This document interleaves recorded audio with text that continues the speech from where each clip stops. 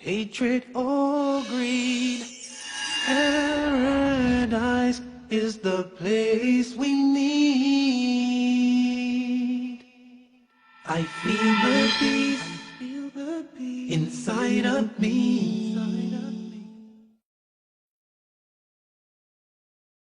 Greetings and peace. This is Dr. Laurence Brown with another episode of Interfaith Issues, where we discuss the issues of common interest to the monotheistic religions of Judaism, Christianity, and Islam. Today's episode is going to focus on atheism. I'm going to start with F.W. Norwood's quote, "Life's greatest tragedy is to lose God and not to miss him." Atheists claim that they can explain our existence through science, through the Big Bang, through evolution, and because these explanations satisfy them. Now, I have addressed this before in my talk on the big questions, but I would like to address it again. In a nutshell, the problem is that by these explanations of the Big Bang and evolution, science contradicts science. Why? Because it's a general principle of science to believe in the concept of entropy. Entropy is the principle that everything degenerates into chaos unless it is controlled. Unless there is a higher power exerting control over a process, it degenerates into chaos. Now, it does not matter if you are talking about your child's bedroom, the kitchen sink, or a complex chemical reaction. If there is nothing controlling it, it will degenerate into chaos. If nobody picks up the child's bedroom, it will become a mess. If nobody cleans the dishes in the kitchen sink, they will just pile up. And if nobody controls a chemical reaction, it will do whatever it does, sometimes leading to disaster. If there is no control over a process, it degenerates into chaos. And so, over all processes which lead to an organized result, there is a greater power exerting control over it. We are told to believe that the Big Bang, the most cataclysmic event in history, in which all the matter and energy of the universe drew together into a hyperdense core and exploded outward into a universe that is 240 followed by 21 zeros, miles across. And this occurred by chance, and this explosion resulted not in chaos, but in perfection, with balanced orbits, with a billion galaxies, over a billion galaxies, none of them colliding with one another. That's a pretty tall tale. At the same time, we are told that evolution was a process by which, through exposure to the primordial elements, amino acids were derived, basic building blocks of proteins, which developed into a single-cell organism. The single-cell organism evolved over millions of years to the various organisms we now have, and that explains the diversity of life as we know it. Again, another process that, without a higher control overseeing that process, we would expect to degenerate into chaos, not into perfection. And yet this is what atheists believe. The cataclysmic event of the Big Bang, the millions of years of uncontrolled random evolution, led not to chaos, but to perfection. That is pretty unbelievable. It is for that reason that many scientists in recent years have disavowed the concept of evolution and have attached the label intelligent design, a conclusion that none of this could have happened without being overseen by a greater power. Now, there are other issues. For example, Evolution, or natural selection, can explain the diversity of species.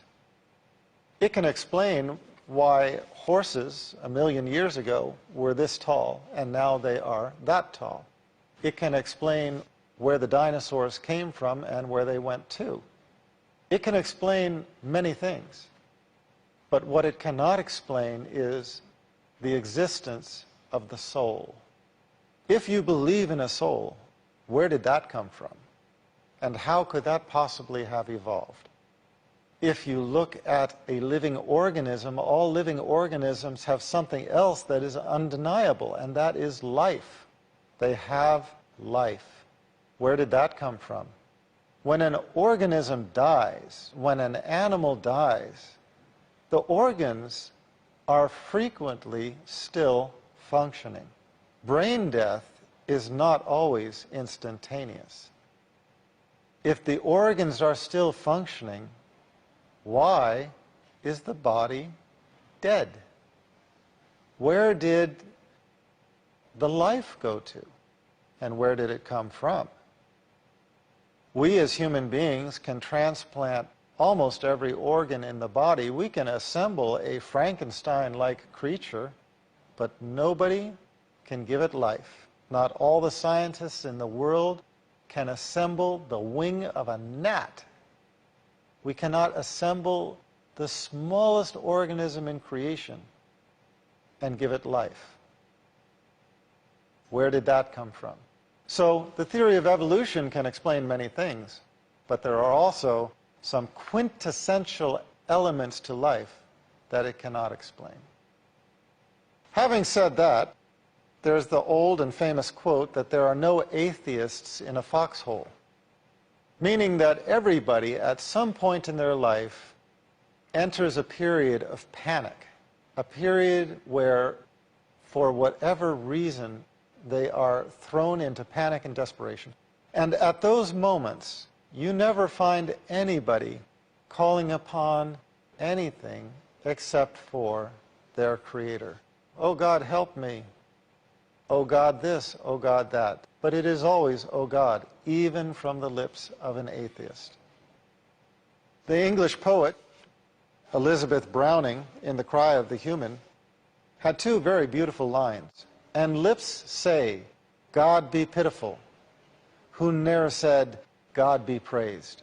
There will come a time when all of mankind stands on the day of judgment, and those who never praised God will ask God to be merciful. They never praised God, but they will ask God to be merciful. How do they expect mercy from a God they never recognized and never worshiped? The prayer of a skeptic is a good starting place. Those of you who know my conversion story, how I became religious, know that it started with prayer of the skeptic. I didn't know this prayer had a name at that time. The prayer I prayed was, oh God, if you are there.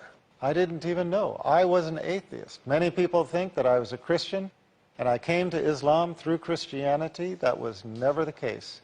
I was an atheist who became religious, searched for the truth, could not find it in Christianity, but who did find it in Islam. I was the atheist who prayed, oh God, if you are there, because I didn't know. But I did make the prayer.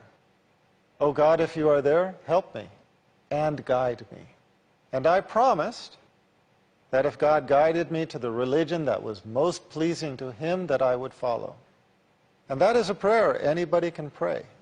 Call upon our Creator in just that way. Our Creator, if you are there, guide me and I will follow. So, we look to the past. We find some famous people speaking on this subject. Francis Bacon, quote, I had rather believe all the fables in the legend and the Talmud and the Al-Quran than that this universal frame is without a mind, stating that he would rather believe everything in all of the books of Scripture than to believe that this vast creation is without a creator. He went on to comment, God never wrought miracle to convince atheism? Because his ordinary works convince it. The more a person learns about the creation and the intricacies of life, the intricacies of organisms, the more they realize that this could not have happened by happenstance. Again, if we turned the processes of evolution loose, how can we expect them to lead to perfection rather than to chaos? We look at a building, we know that there's an architect. We look at a sculpture, we know that there is a sculptor. We look at a painting, we know that there is a painter. Why is it that when we look at creation, we do not recognize that there is a creator? Well, many people fail to make sense of certain aspects of this life which they perceive as being ungodly. They say, oh, how could there be a God if such and such a tragedy happened? But who are we to question the methodology of our Creator? Yes, there are some babies who die. Then again, there's the old saying, those who God loves die young. Can anybody make sense of that? I can. Makes sense to me. If any human being who was able to cognitively understand the question was asked, what would you prefer now, to continue on in this life or go directly to paradise this instant? And if they understood what paradise entails and what remaining upon this life entails, they would instantly close on the offer. So, can I understand the death of a young person, tragic as it might be? In my viewpoint, that is not a death. It's a transition to the next life, the next existence, which if it is paradise, only a fool would refuse it. If it is hellfire, only a fool would rush toward it. Now we're going to take a short break. Please stay tuned. We'll be right back. Heaven is the place we need. Welcome back. This is Dr. Laurence Brown continuing this episode of Interfaith Issues. We're discussing atheism, and we left off with speaking about the fact that there are many issues that atheists raise to say, how can this tragedy happen and there still be a God? And I was just pointing out that not all tragedies are necessarily a tragedy for the individual. The young person who dies and goes to paradise, if they were asked from paradise whether it was a tragedy that they transitioned from worldly life to paradise, they would be sure to say no, it was not a tragedy. For them it was a blessing. So it all is a matter of perspective. Another matter of perspective that I think we need to remember is that within this worldly life, it was always God's favorites who suffered the greatest afflictions. It was the prophets who suffered the greatest tests, who developed the patience of Job, for example, because of the afflictions upon them. We know the prophets to have suffered greatly in worldly terms. They were humiliated by their people. They were at times tortured. They were at times killed. Some of them had children who died in their arms. And so we have to understand that the reward for piety and righteousness is not necessarily found in this life. Indeed, this life is a test. This life is a test. This life is a trial. It is a proving ground for us to show ourselves deserving of the reward in the hereafter. But now, if we expect paradise in this life, why should we expect paradise in the hereafter? No. Paradise is something to be earned. And you earn something through difficulty, through overcoming difficulty, not through living life as a party. So, remembering that some of those who suffered the most in this life were in fact the prophets, the favorites of our Creator, reminds us that there might be a higher logic, a higher understanding to the events that we look at and consider as being tragic. Maybe there is another way of looking at them which makes godly sense. And it is finding that way of looking at them that helps a person to make sense of not only God, but his creation and our purpose of being. One thing I would point out is that nobody concludes a happy event with a tragedy and considers it a good day. Nobody goes out to a wonderful night on the town, gets mugged at the end of it, and concludes, wow, that was great, I want to do it again. Nobody has the most wonderful of experiences, at the end of which it ends in some horrific tragedy and concludes that that was good. In the same way, we should not look at this life and think of this as a time for play and then find ourselves in the fire in the hereafter. It is not going to be a good conclusion. But as Allah tells us in the Holy Quran, quote, "The life of this world is but little comfort in the hereafter." We cannot believe that the transgressors and the criminals, when they suffer their punishment, are going to find comfort from any of the pleasures they achieved in this life. There is not in this life, or at least there is seldom, a free lunch. Everybody knows that if you want to get paid on your job, you have to do the work. If you do not do the work, if you underperform, you get fired. Think about that word and think about what that word means. Where did that word come from? Words do not come from nowhere. A product that is not satisfactory is recycled or destroyed. If we are the creation, we are the product. And if we are not satisfactory, it makes sense that we are the ones who will be in the fire. Again, to quote the Holy Quran, "And I have not created," this is Allah speaking, "and I have not created jinns and men except that they should serve," and some translations render this, "worship me." So that is our job description, our purpose for existence, to serve and worship our Creator. As Francis Bacon commented, quote, "They that deny a God destroy man's nobility.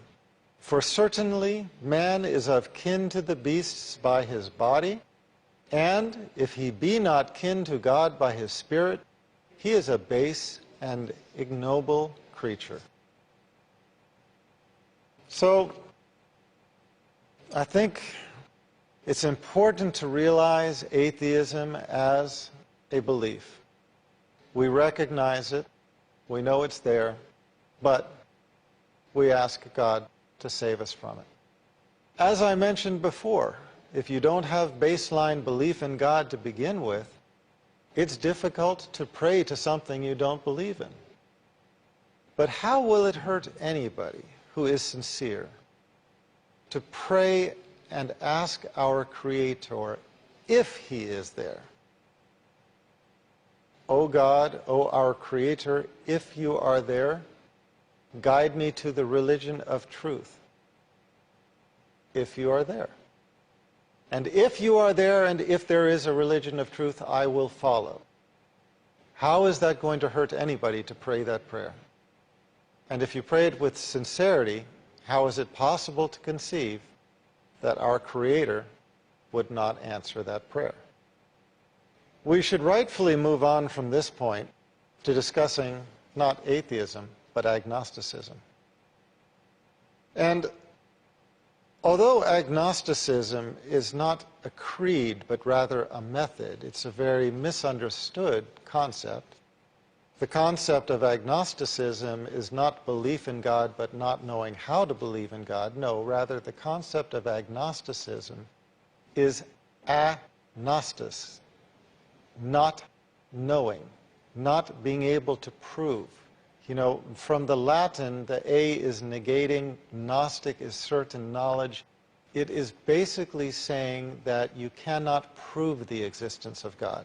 By this definition, which is not the dictionary definition, but it's the definition according to Thomas Huxley, the one who originated the term, by this definition, a person can be Christian, a person can be Jewish, a person can be Muslim, and still be agnostic in the sense that they recognize God, they believe in God, they serve and worship God, but they do not believe that they can prove the existence of God to another.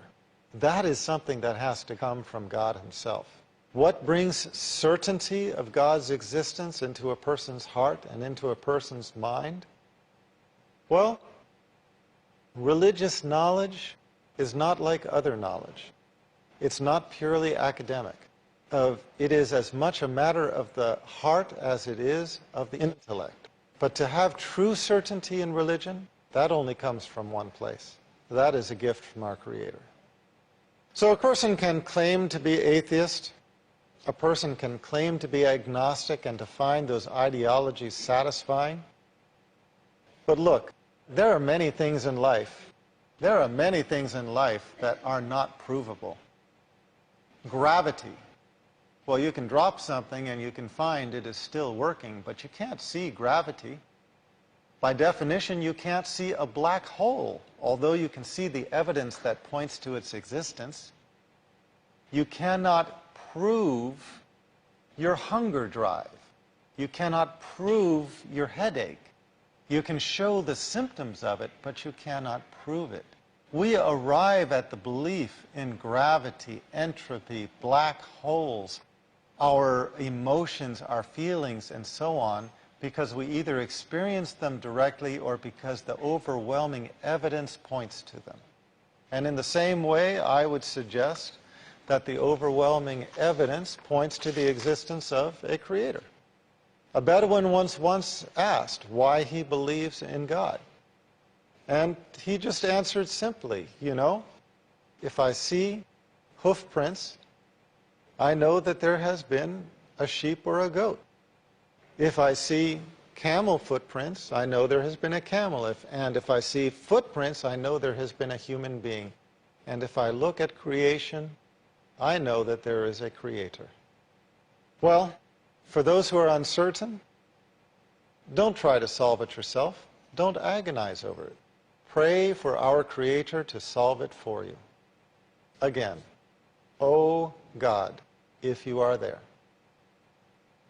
Well, in the same way that we accept gravity, entropy, absolute zero, black holes, the hunger drive, etc., I hope we all someday arrive at accepting the existence of God.